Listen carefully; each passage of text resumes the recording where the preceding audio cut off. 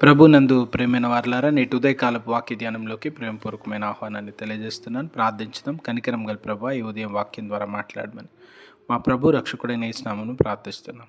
Amen. ప్రియమైన వారలారా, నేటి ఉదయకాలం కీర్తనల గ్రంథం 10వ కీర్తనలో మరొక ప్రాముఖ్యమైన అంశాన్ని ధ్యానిస్తూ ఉన్నాం. ఎందుకు దేవునికి భయపడాలి? దేవుని ఎడల భయం యొక్క ప్రాముఖ్యత ఏంటి? కీర్తనల గ్రంథం 10వ కీర్తనలో కీర్తనకారుడు చెప్తా ఉన్నారు.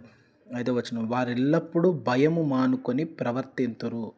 యెహోవా ఎడల భయము లేనటువంటి వారు ఎవరు వీరు? ఎందుకు భయం లేదు వారికి? ఎందుకు భయం గురించినటువంటి ప్రస్తావన?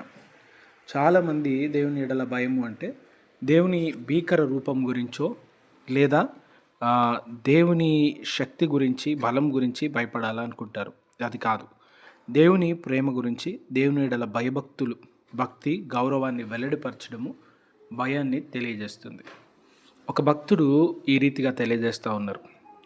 భక్తుడు రచించినటువంటి పాటలో, ఎందులకో నాపై ఈ ప్రేమ అందదయ స్వామి నామదికి, అందులకే భయముంది తిని, నా మీద ఎందుకు ఇంత ప్రేమ, నేను ఎటువంటి వాడనో ఎరిగి, నా మనసు, నా హృదయము, నా జీవితం వీటన్నిటినీ తెలిసి గ్రహించి కూడా మీరు నన్ను ప్రేమిస్తున్నారు. ఇంత ప్రేమ ఎందుకు ప్రభా?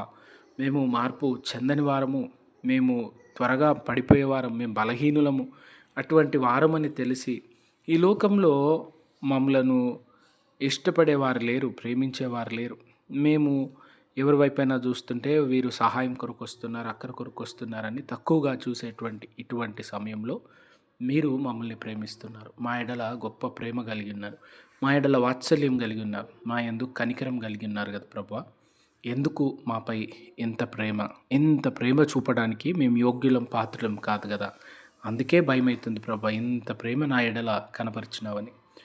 దేవునికి భయభక్తులు కలిగి ఉండట ఎంతో ప్రాముఖ్యమైనది. దేవుని ఎడల భయము కలిగినటువంటి వారు నీతిగా జీవించుతారు. దేవుని ఎడల భయము కలిగినటువంటి వారు ఈ లోకంలో జీవ మార్గంలో నడుస్తారు. దేవుని ఎడల భయభక్తులు కలిగిన వారు జ్ఞాన మార్గాన్ని వెతుకుతారు. దేవుని యందు భయము కలిగిన వారు జీవపు మార్గంలో ప్రయాణిస్తున్నారు. అందుకే సామెతల గ్రంథం అంతా జ్ఞానానికి మూలం దేవుని యందు భయభక్తులు, భయము, భక్తి కలిగి ఉండట. ఆయనలో భయం, ఆయన ఎడల గౌరవం, ఆయన మాటకు విధేయత, ఆయన మాటలు యందు లక్ష్యముంచడము, ఆయన ఎడల భక్తి కలిగి ఉండడము జీవ మార్గంలో నడిపిస్తుంది, ప్రమాదాల నుండి తప్పిస్తుంది.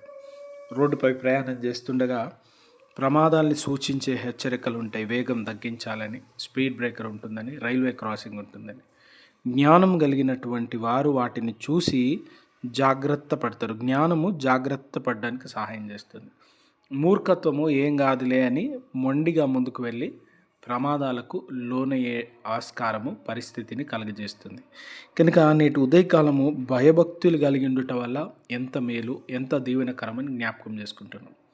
దేవునికి భయము లేనటువంటి వారు, దేవుని భయం లేనటువంటి వారు నీతి మార్గమును యోచించరు, మేలైన దాన్ని యోచించరు.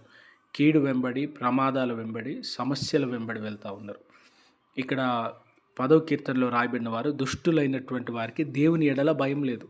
దేవుడు చూస్తున్నాడనే భయం లేదు, దేవుడు శిక్షిస్తాడనే భయం లేదు, దేవుడు ఉగ్రతలోకి తీసుకొస్తాడనే భయం లేదు. కనుక అటువంటి వారు సమస్యలు పాలవుతారని దేవుని వాక్యం తెలియజేస్తుంది. కీర్తనల గ్రంథం మనకు తెలియజేసినట్లుగా ఈ ఉదయకాలము దేవుని యందు భయభక్తులు కలిగి ఉండట ఎంత ప్రాముఖ్యమో, మన భక్తి జీవితానికి, మన భావి జీవితానికి ఎంత అవసరమనేటువంటి సత్యాన్ని గ్రహించుతా ఉన్నాం. దేవుని ఎడల భయభక్తులు కలిగి దినదినం దేవుని ప్రేమలో ఎదిగే కృప దేవుడు మనందరికీ కలగజేయను గాక. ప్రార్థించుకుందాం. కనికరం గల ప్రభువా, ఈ ఉదయం వాక్యం ద్వారా మాట్లాడుతున్నందుకు వందనాలు. అనుదినం మీ అందు భయభక్తులు కలిగి మిమ్మల్ని వెంబడించే మనసు, మీ సహాయం, మీ కృప దయచేయమని యేసు పరిశుద్ధ నామమున ప్రార్థిస్తున్నాం తండ్రి. ఆమేన్.